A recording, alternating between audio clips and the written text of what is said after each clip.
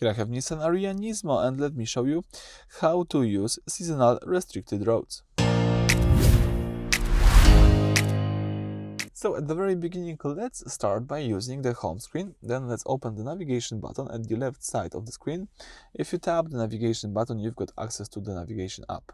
Let's open here the settings icon at the top of the screen. If you tap the settings icon, you've got access to the navigation settings. Let's choose here the routing preferences, the second option. And right now you've got access to the whole list of routing preferences. And one of them is seasonal restricted roads. As you can see right here, you can here tap it and you can choose here avoid, use restriction info, or don't use restriction info. This is mainly for mountain passes or rural roads that close during the winter due to snow. If you use restrictions, the navigation will avoid these roads during the months they are known to be closed, saving you from arriving at a blocked mountain pass. So in some cases it could be useful. I highly recommend to have this feature enabled.